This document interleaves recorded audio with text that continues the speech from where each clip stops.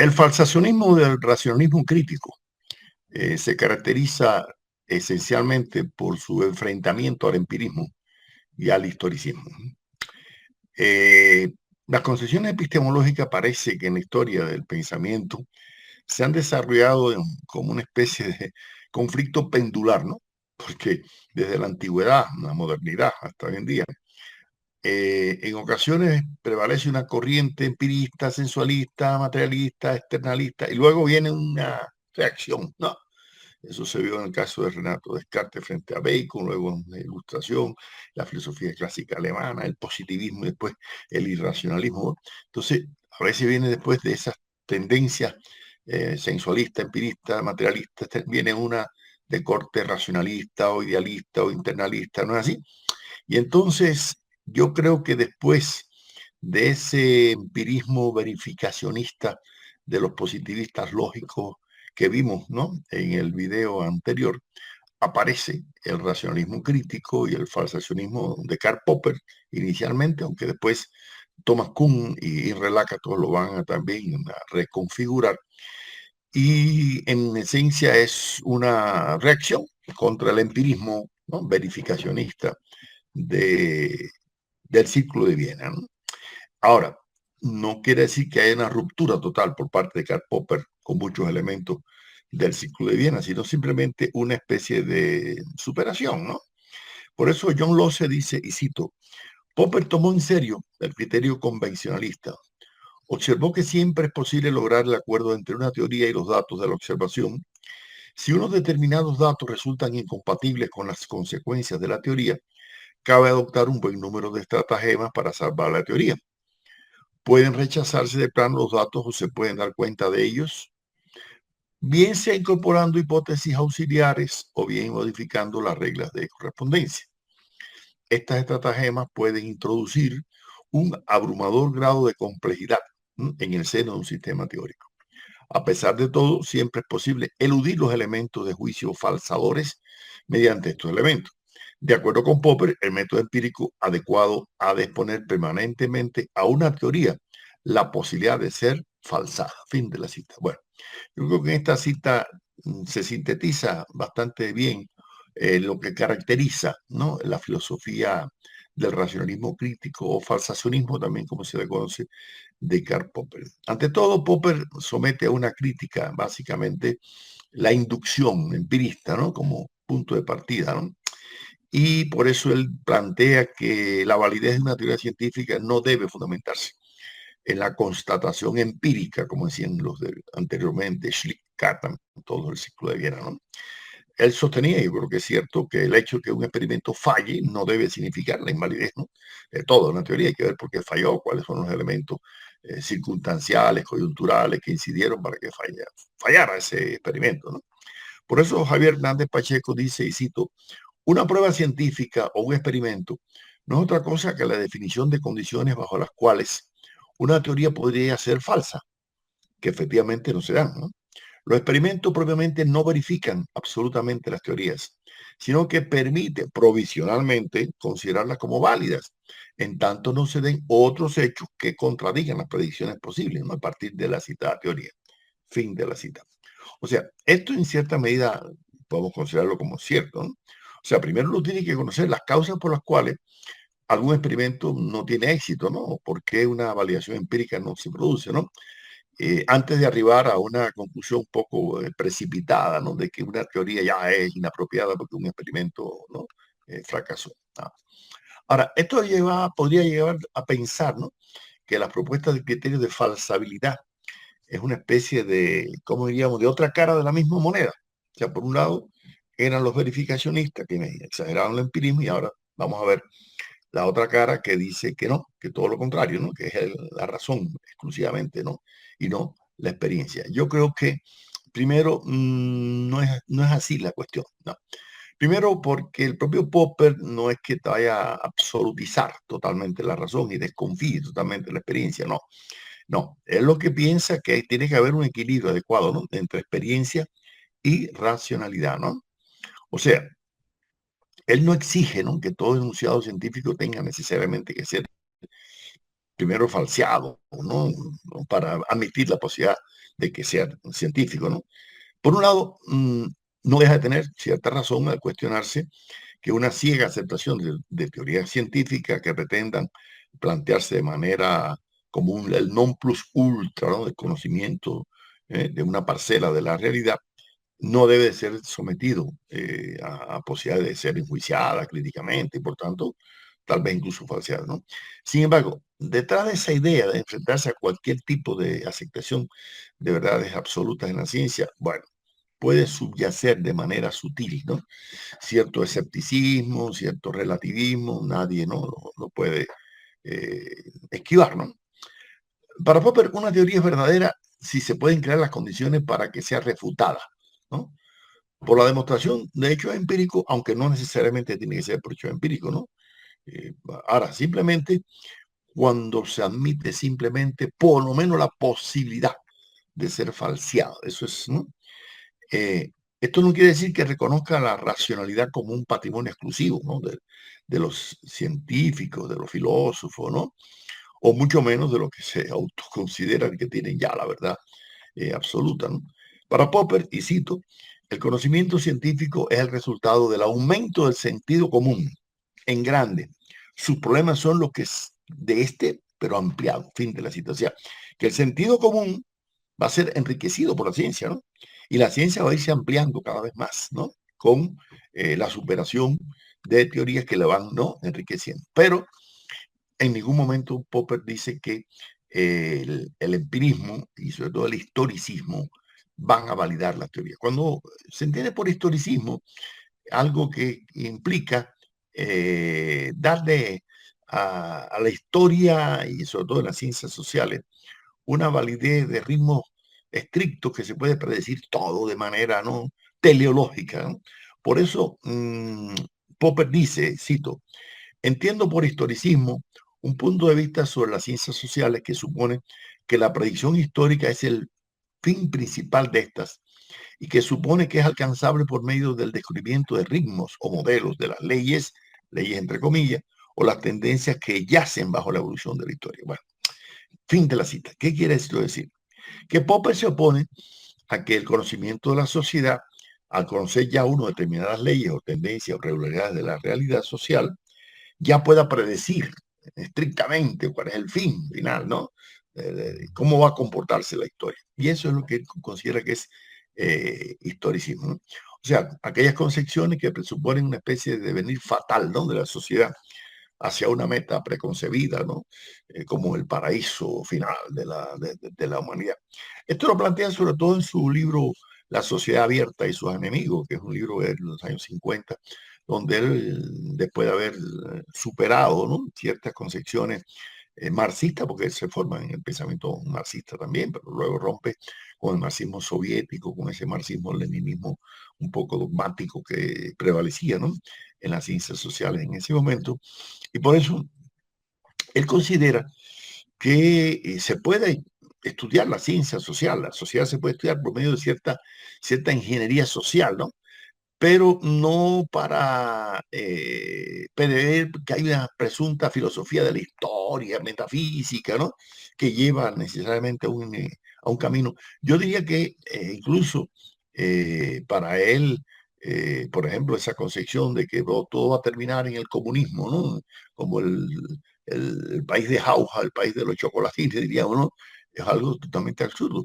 Bueno, pues habría que decir lo mismo del neoliberalismo, que piensa que todo, como decía Fukuyama, va a terminar, ¿no?, en la sociedad liberal, esta democrática. Mire las crisis que hoy en día se están produciendo, ¿no?, en las democracias con este auge del neofascismo a nivel, ¿no?, internacional, ¿no? Ahora, Popper sí decía, cito, lo que sí debemos al método científico es la conciencia de nuestras limitaciones. No ofrecemos pruebas allí donde nada puede ser probado, ni pretendemos ser científicos donde todo lo que puede darse es, a lo sumo, un punto de vista personal. No tratamos tampoco de reemplazar los viejos sistemas filosóficos por otro nuevo, ni de agregar absolutamente nada a todos esos volúmenes llenos de sabiduría, a esa metafísica de la historia y del destino que se estila en la actualidad. Procuramos más bien demostrar que esa sabiduría profética resulta perjudicial y que la metafísica de la historia obstaculiza la aplicación de los métodos rigurosos. aunque lentos, de la ciencia a los problemas de la reforma social. O sea, como ustedes pueden ver, este epistemólogo tan famoso del siglo XX, fin de la cita, ¿no? Lo que se está poniendo es a la construcción de una filosofía de la historia, ¿no? Aquella al estilo de Voltaire, de Montesquieu o del propio Hegel, y que el propio Marx también criticaría, ¿no? Yo creo que eso está también orientado. No olvidemos que Popper fue un judío que tuvo que emigrar de Austria escapando del nazismo, ¿no? Y todo eso lo llevó a una crítica profunda, ¿no? Del totalitarismo nazi, pero también del totalitarismo de estalinismo, como diría Hannah Arendt, ¿no es así? Entonces, yo creo que todas las propuestas que él elabora a través de lo que él llama su racionalismo crítico, así le denomina, ¿no? Es para no admitir verdades absolutas, no verdades teleológicamente ya fundamentadas. Ahora, no cabe la menor duda que un mérito de Popper es su optimismo epistemológico. O sea, en la confianza de que a través del uso de la razón se puede conocer la naturaleza, la sociedad, el pensamiento, ¿no? Con independencia de cuestionamiento que se pueda hacer, ¿no? Determinadas concepciones historicistas o teleológicas. Según Mariano Artigas, y cito, el conocimiento de la realidad para Popper se basa en 4 puntos. Primero, acepta la existencia del mundo real, material, independiente de las experiencias subjetivas. Segundo, la existencia de ese mundo real no puede ser demostrada subjetivamente, pero se acepta por la fortaleza de sus argumentos. El realismo que afirma la existencia del mundo real, no subjetivo. Tercero, los conocimientos son intentos de los sujetos para descubrir el mundo real. Y cuarto, los sujetos nunca podremos estar ciertos de que nuestro conocimiento es verdadero, pero en algunas ocasiones nos podemos dar cuenta de que el conocimiento que se tiene de la realidad va aumentando. Fin de la cita. O sea, yo creo que ahí Mariano Artigas resume un poco también las concepciones de la epistemología del, ¿no?, racionalismo crítico de Popper. ¿Por qué? Porque Popper le rinde culto a la razón, esa es la realidad, ¿no? No a la empiria, no a la experiencia, sino a la racionalidad. Y eso es válido, eso es importante para la filosofía y para la epistemología, porque no se trata, es más, ni siquiera la fe la toca, no se menciona eso, ¿no? No es el tema de la religión un tema que le preocupe, ¿no? En ese caso, ¿no? Él realmente lo que quiere es demostrar el valor, ¿no?, de la racionalidad. Y por eso cito de nuevo a Popper, dice, la actitud racionalista se caracteriza por la importancia que asigna al razonamiento y a la experiencia. Pero no hay ningún razonamiento lógico ni experiencia alguna que puedan sancionar esta actitud racionalista. Pues solo aquellos que se hayan dispuesto a considerar el razonamiento o la experiencia y que por lo tanto ya han adoptado esa actitud, dejarán convencer por ella. Es decir, debe adoptarse primero una actitud racionalista si se quiere que una argumentación o experimentación dadas tengan eficacia. Y esa actitud no podrá basarse en consecuencia ni en el razonamiento ni en la experiencia.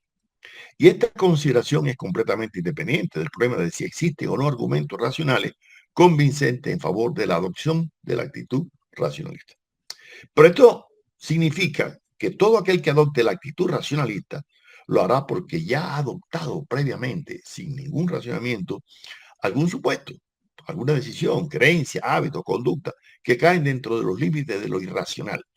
Sea lo que fuere, podríamos darle el nombre de la fe irracional en la razón. Fin de la cita. O sea, aquí él está de una forma paradójica, ¿no? Diciendo, bueno, le estamos construyendo un altar, en este caso a la razón. No olviden que una de las críticas de la reacción antipositivista fue que el positivismo hiperbolizaba la razón, ¿no? Y por eso aparecieron corrientes de corte vitalista, irracionalista, ¿no es así? Que trataban, como en caso de la fenomenología o del existencialismo o del vitalismo o la llamada filosofía de la vida, al estilo de Nietzsche o de Ortega y Gasset o de Bergson, etcétera, poner en tela de juicio que la racionalidad es lo que domina el conocimiento, sino que también el ser humano es un ser emotivo, afectivo, volitivo, erótico, estético, simbólico, comunicativo, ¿no? Entonces, yo diría que en cierta medida no deja de ser válido ese posible cuestionamiento de la potencialidad de la razón, ¿no? Que por lo tanto podría hacerse extensivo en este caso, ¿no? A la ciencia, porque lo más interesante es que los propios irracionalistas utilizan como argumento la razón, es una paradoja, pero bueno, así son las aporías, ¿no? De la historia, ¿eh? Ahora, lo cierto es que si se pone en duda la potencialidad de la razón, óigame, se cuestiona una de las vigas fundamentales, ¿no?, del edificio del conocimiento humano, de la herramienta principal que ha tenido la filosofía desde la antigüedad hasta nuestros días, o de la ciencia, ¿no? Y se caería todo el andamiaje de la ciencia moderna y de la filosofía, ¿no?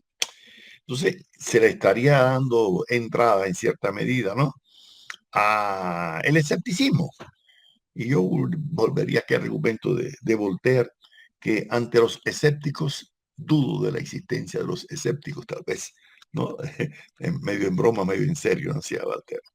Yo creo que si el investigador científico o el profesor en la docencia, ¿no?, desconfía de la potencialidad epistémica de la razón, eso puede conducir a una paradoja, ¿vale?, que se pueda cuestionar la fundamentada racionalidad del propio inquisidor que utiliza ese argumento para cuestionar la razón, ¿no? Y se caería en una aporía al estilo de los sofistas, ¿no? Una paradoja, ¿no? Y sería una especie de círculo vicioso, ¿no? Sí, yo creo que la racionalidad humana ha demostrado desde la antigüedad a nuestros días el valor epistémico que posee, ¿no?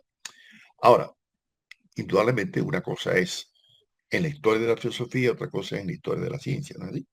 Porque indudablemente han estado y siguen existiendo posiciones que subestiman el papel de la razón, ¿no?, como las voluntaristas, vitalistas, existencialistas. Ahora, según Popper, la realidad solo puede representarse por medio de enunciados que son racionales, ¿no?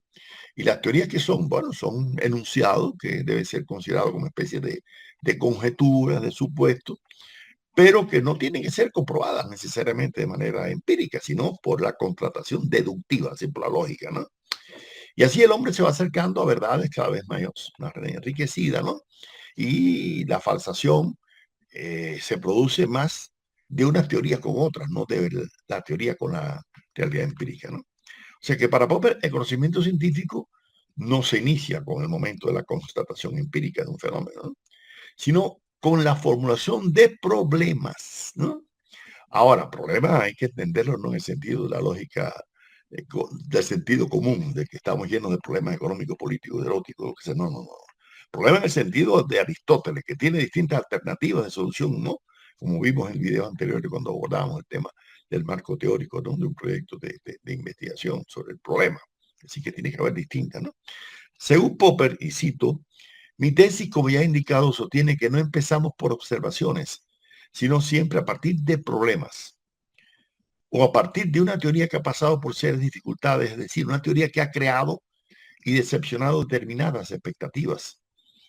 Por tanto, podemos decir que nuestro conocimiento aumenta a medida que pasamos de viejos problemas a problemas nuevos por medio de conjeturas y refutaciones, por la refutación de nuestras teorías o más en general de nuestras expectativas. Fin de la cita. Es decir, que bueno, lamentablemente a veces la mala utilización del concepto de problema, o mala no, que una cosa es el problema de sentido de la vida cotidiana, de la vida común, ¿no? Y otra cosa es el problema epistemológico, ¿no? Porque un problema epistemológico no es cualquier enunciado, no es una simple pregunta, como a veces vemos en algunos marcos teóricos, algunos tesis doctorales o trabajos. No, la pregunta, ¿sí? Preguntas abiertas que no conducen a nada, ¿no? ¿Cómo se va a resolver el problema de la productividad de una empresa? Eso no es una pregunta adecuada para una investigación. Pero si usted dice, bueno, sí, analizando las materias primas o analizando la infraestructura tecnológica o la formulación eficaz de la fuerza de trabajo, o no sé, o los circuitos mercantiles de esa empresa, se puede llegar a precisar por qué esa empresa no es rentable. Bueno, entonces ahí sí es un problema metodológico, porque usted está planteando distintas, ¿no es así?, alternativas de solución a un problema, ¿no es así? Y por eso, para Popper, y yo creo que eso es válido, la investigación científica se desarrolla básicamente en una triada, dice él: problema, conjetura y refutación, que es la crítica, ¿no? O sea, la validación o no de esa hipótesis, ¿no? Ahora, aunque eso es cierto, yo creo que Popper tiene razón, hay que tener cuidado con el hecho de que mmm, él plantea que el conocimiento científico avanza mediante la elaboración de hipótesis a priori. Bueno, yo creo que en verdad las hipótesis nunca están distanciadas de la realidad empírica, ¿no? Y por lo tanto, no es que sean a posteriori todas las hipótesis, pero cuando uno hace una conjetura en una hipótesis para formar ¿no? Dar solución a un problema metodológico en una investigación, es porque presupone que esa hipótesis ha sido de una forma u otra validada o tiene cierta racionalidad, ¿no? Y no simplemente algo absurdo, ni mucho menos, ¿no? ¿Qué dice Popper al respecto? Cito, las teorías son redes que lanzamos para apresar aquello que llamamos el mundo, para racionalizarlo, explicarlo, dominarlo. Y tratamos de que la malla sea cada vez más fina. Fin de la cita. Bueno, me parece la metáfora apropiada, ¿no? O sea, que él considera que nunca es posible tener una plena seguridad, ¿no? De que el conocimiento sea verdadero de manera absoluta, porque siempre hay lo conjetural, lo hipotético, ¿no? ¿No? Bueno, y él dice, y vuelvo a citar, nunca podemos considerar que una teoría particular es absolutamente cierta. Toda teoría puede tornarse problemática, por muy bien corroborada que pueda parecer ahora. Ninguna teoría científica es sacrosanta o está más allá de la crítica. Ninguna teoría puede ser tenida por algo acabado, ¿no? Y por eso tuvo una actitud muy crítica frente al psicoanálisis, ¿no? Y frente al marxismo. El marxismo entendido en la visión soviética, no el sentido de la teoría marxista en general, porque él aceptaba muchas cosas de la teoría de Marx. Yo creo que, además, porque en cierta medida Popper va a plantear que el conocimiento de la realidad incluso no se debe alcanzar a través de una sola teoría, sino de una infinitas teorías. Y esto por eso Stephen Hawking, este famoso físico británico, aceptaba las concepciones de Hyman de que hay que buscar familias de teorías, ¿no? Teorías que tengan cierta afinidad para dar una solución, ¿no? A un determinado problema, porque a veces una sola teoría no resuelve el problema, ¿no? Y Popper mucho antes decía, cito, la tarea del científico no es descubrir la certeza absoluta, sino en descubrir teorías cada vez mejores, capaces de someterse a contrastaciones cada vez más rigurosas, que nos guían, por tanto, y nos develan siempre nuevas experiencias, iluminándolas. Pero esto quiere decir que dichas teorías han de ser falsables. La ciencia progresa mediante su falsación. Fin de la cita. Bueno, yo creo que este enunciado de Popper en cuanto a verificar, ¿no? Las teorías a través de la contrastabilidad de la deducción en lugar de la inducción, bueno, pues es otra cara, sí, de la moneda. No cabe duda que este planteamiento, en cierta medida, puede conducir, ya lo hemos dicho, a una absolutización de la racionalidad y a una cierta subvaloración de la externalidad o de la experiencia. Yo creo que el conflicto externalidad-internalidad que viene desde la antigüedad, en cierta forma se mantiene, ¿no? Yo creo que la falsación no significa solo la función de negar, sino aprender de los errores, ¿no? Sino importar de esos errores, como decía Coiré, ¿no? Aprender de los errores, ¿no? Y esto puede conducir a la formación de nuevas hipótesis que contribuyan a la vida, a la validación, ¿no? de nuevas teorías. Popper sostiene, y cito, evidentemente siempre es posible salvar una teoría falsa mediante hipótesis auxiliares, como por ejemplo la de los epiciclos, aquello que planteaba, ¿no? Ptolomeo de la antigüedad. Pero no es este el camino progresivo de las ciencias. La reacción adecuada frente a una falsación es buscar teorías nuevas que parezcan ofrecernos una visión mejor de los hechos. A la ciencia no le interesa decir la última palabra, si eso significa cerrar nuestra mente a experiencias falsadoras, sino que le interesa más bien aprender de nuestra experiencia, es decir, de nuestros errores. Fin de la cita. A mí me parece que es válido lo que está planteando Popper, ¿no? Sin embargo, sus discípulos, el físico norteamericano Thomas Kuhn y el matemático húngaro Imre Lakatos, que rendían pleitesía a Popper, claro, pero a veces lo criticaban y eso es lo mejor que siempre tienen los discípulos. Supieron valorar los aportes de Popper, pero también las limitaciones de ese racionalismo crítico, ¿no? Popperiano. Y yo creo que tanto Kuhn como Lakatos, en cierta medida, lo enriquecieron, aunque también van a tener sus limitaciones. Primero, Kuhn sometió un análisis muy crítico. La validez epistémica, lo mismo del verificacionismo de la que era ciclo de Viena, como del falsabilismo o falsacionismo, como quieran llamarle, ¿no? De Popper. Primero, ¿por qué? Porque Kuhn en su famoso libro, ¿no? Las revoluciones científicas, sostiene, y cito, que dice él considera tanto al verificacionismo como al falsabilismo como realizaciones científicas universalmente reconocidas que durante cierto tiempo proporcionan modelos de problemas y soluciones a una comunidad científica. Pero eso no es suficiente. ¿Por qué? Porque para Kuhn, para que haya un verdadero avance de la ciencia, tiene que producirse una revolución epistemológica. Y él utiliza el concepto de revolución viniendo allá de Copérnico cuando revoluciona, ¿no?, las teorías, en este caso geocéntrica, ¿no? Y plantea una teoría, en este caso heliocéntrica, ¿no? Teorías que cambian radicalmente la manera de pensar, de concebir, ¿no?, la parcela de realidad que es objeto de estudio, ¿no? Por eso Kuhn dice que los investigadores solo aceptan una teoría que ha sido refutada, falseada, cuando comienzan a observar anomalías. Se llama ciencia anómala, cuando empieza a fallar la teoría anterior, ¿no? Y entonces se necesita una ciencia normal para superar la ciencia, vamos a llamar anormal o anómala, ¿no? O sea, teorías más coherentes, aceptables, más creíbles por una comunidad científica internacional, ¿no? Bueno, ahí está también la pequeña dosis del convencionalismo que no va a abandonar nunca ni a Kuhn, ni a Popper, ni a Lacan, ni a ninguno, ¿no? Para Kuhn, cito, la ciencia normal suprime frecuentemente innovaciones fundamentales debido a que resultan necesariamente subversivas, ¿no?, para sus compromisos básicos. Sin embargo, en tanto esos compromisos conservan un elemento de arbitrariedad, la naturaleza misma de la investigación normal asegura que la innovación no será suprimida durante mucho tiempo. A veces, un problema normal que debería resolverse por medio de reglas y procedimientos conocidos opone resistencia a los esfuerzos reiterados de los miembros más capaces del grupo, dentro de cuya competencia entra. Fin de la cita. O sea, en esencia, ¿qué está planteando Kuhn?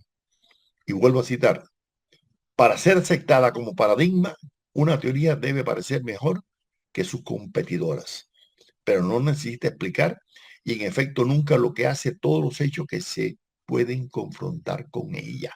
Fin de la cita. O sea que para Kuhn, la ciencia no es más que una sustitución de paradigma, en lugar de falsación, como decía Popper, no, es de como una ciencia anómala, porque es insuficiente, necesita de una nueva ciencia, una ciencia que represente un nuevo paradigma, ¿no? Y por eso él consideraba que el pensamiento más conservador de la ciencia normal tiene que estar constantemente sometido a esas revoluciones, ¿no? Y él decía, interesante esto, que a veces hay fenómenos psicológicos y sociológicos que pueden ayudar a la comprensión. Por eso, incluso en su libro al inicio, dice que a él lo ayudaron mucho más sus colegas de las humanidades que de los físicos. Fíjense, una cosa interesante, un físico que reconozca, ¿no?, de que haya aprendido mucho más de la psicología y de la sociología, de la historia, ¿no? Y no de lo físico. Puede poner en tela de juicio aquellos que plantean que hay que subestimar las humanidades y nada más que enseñar matemática, física y química, ¿no?, en las universidades. Por eso, yo creo que a pesar de la propuesta epistemológica de Kuhn, que en cierta manera dan una continuidad al racionalismo, ¿no?, al popperianismo, ¿no? Sin embargo, lo que plantea Kuhn es no tanto falsar o falsear la teoría anterior, sino crear un paradigma nuevo, ¿no?, que elimine, ¿no?, los posibles errores, ¿no? Bueno, en esa medida, Kuhn no deja de tener ciertas pequeñas ingredientes, yo diría, convencionalistas y hasta pragmatistas, ¿no? Y se puede ver cuando cito a Kuhn. Los paradigmas tienen su estatus como tales debido a unos cuantos problemas que el grupo de profesionales ha llegado a conocer o a reconocer como agudos. Sin embargo, el tener más éxito no quiere decir que tenga un éxito completo en la resolución de un problema determinado o que dé resultados suficientemente satisfactorios con un número considerable de problemas. Fin de la cita, ¿no? Yo creo que en este caso ese eficaz manejo instrumental epistemológico que plantea Kuhn con su concepto de paradigma, bueno, se dirige a facilitar la comprensión de que los investigadores lo utilicen, ¿no? Imbuidos de un criterio algo pragmático para la construcción del conocimiento científico, ¿no? Esa es la realidad, ¿no? Y detrás de eso se esconde cierto convencionalismo, ¿no? En las teorías de la revolución científica de este físico, historiador de la ciencia, ¿no? Norteamericano. Por eso, Israel Lakatos no solamente se cuestionaría algunas tesis del falsabilismo o falsacionismo de Popper, sino también la teoría de las revoluciones científicas de su colega Kuhn. Según Lakatos, y cito, el valor cognoscitivo de una teoría nada tiene que ver con su influencia psicológica sobre las mentes humanas. Creencias, convicciones, comprensiones son estados de la mente humana, pero el valor científico y objetivo de una teoría es independiente de la mente humana, que la crea o la comprende. Su valor científico depende solamente del apoyo objetivo que prestan los hechos a esa conjetura. Fin de la cita. O sea que aquí Lakatos se está distanciando un poco del posible subjetivismo que subyace, ¿no?, en las concepciones de Kuhn respecto a la validación de una teoría porque sea aceptada, ¿no? Y por eso la propuesta de Lakatos es distinta. Según su libro de los programas de la investigación científica, para Lakatos, la ciencia no es más que una sustitución de programas, ¿no?, de investigaciones científicas, en que esos programas hay como un núcleo duro, un hardware, llama él, un centro firme, ¿no? En que hay un cinturón periférico que a veces se aproxima, a veces se aleja, ¿no?, de ese, pero siempre queda el núcleo duro, ¿no? Por eso cito a Lakatos, dice, la ciencia no es solo ensayo y errores, una serie de conjeturas y refutaciones. Por ejemplo, todos los cisnes son blancos. Bueno, eso puede ser falsado si se descubre un cisne negro. Pero tales casos triviales de ensayo y error no se catalogan como ciencia. La ciencia newtoniana, por ejemplo, no es solo un conjunto de 4 conjeturas, las 3 leyes de la mecánica, la ley de la gravitación, no. Esas 4 leyes solo constituyen el núcleo firme del programa newtoniano. Pero todos los programas de investigación que admiro tienen una característica común. Todos ellos predicen hechos nuevos, hechos que previamente ni siquiera habían sido soñados o que incluso habían sido contradichos por programas previos o rivales. Fin de la cita.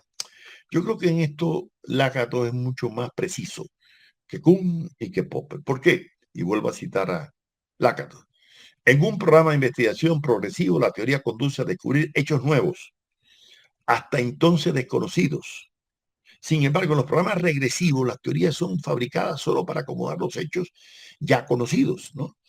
Y por eso es que se opone abiertamente al falsacionismo de cierta medida de Popper, ¿no? Aunque, por otro lado, coincide que el distintivo del progreso empírico, por supuesto, no son las verificaciones triviales, o él está de acuerdo con eso, ¿no? Yo creo que en estos 3 filósofos que hemos visto hoy, o sea, Popper, Kuhn y Lakatos, primero hay un enfrentamiento crítico al empirismo, y eso es válido, eso es adecuado, correcto, ¿no? Ahora, tampoco significó que subvaloraran totalmente la experiencia, el conocimiento, ¿no? También le apostaban, ¿no?, al conocimiento empírico, pero sin que fuera no totalmente ya, ¿no?, la verdad absoluta. Por eso Lakatos decía, cito, hay que tratar con benevolencia los programas en desarrollo. Pueden transcurrir décadas antes de que los programas despeguen del suelo y se hagan empíricamente progresivos. O sea, aquello que recuerdo que decía Bertrand Russell, que puede ser que una teoría ahora no se pueda validar, pero después que pase muchos años. Sí, ¿no? Y entonces yo creo que en cierta medida podemos decir que cada uno de estos 3 epistemólogos aportaron valiosas ideas respecto al progreso del conocimiento científico. Yo creo que un investigador, un profesor, debe conocerla, debe tomarla en cuenta. Yo creo que la investigación científica y la docencia en la universidad, sobre todo, Primero, no debe reducirse a consagrar, a profundizar solamente el conocimiento en el área específica de una ciencia, de la matemática, la física, la química, la historia, o la geografía, sino también validar los presupuestos epistemológicos que tienen que fundamentar, ¿no? El conocimiento científico del cual nos estamos dedicando, ¿no? Y yo creo que a fin de hacer más efectiva la tarea de cada uno de los investigadores, debe someter a juicio crítico todas estas teorías que estamos viendo, ¿no? En estos videos y los que vamos a ver próximamente también, de la escuela de Frankfurt, de otras, del constructivismo, ¿no? Es decir, de otras corrientes que nos quedan por analizar. Porque, ¿qué pasa? Si no las conocemos, tal vez cometamos errores graves. Yo creo que la tarea de un investigador es estar prevenido ante cualquier error, sobre todo para brindarle a las nuevas generaciones herramientas epistemológicas mucho más útiles, muchas más eficaces en ese infinito proceso del conocimiento científico de la realidad.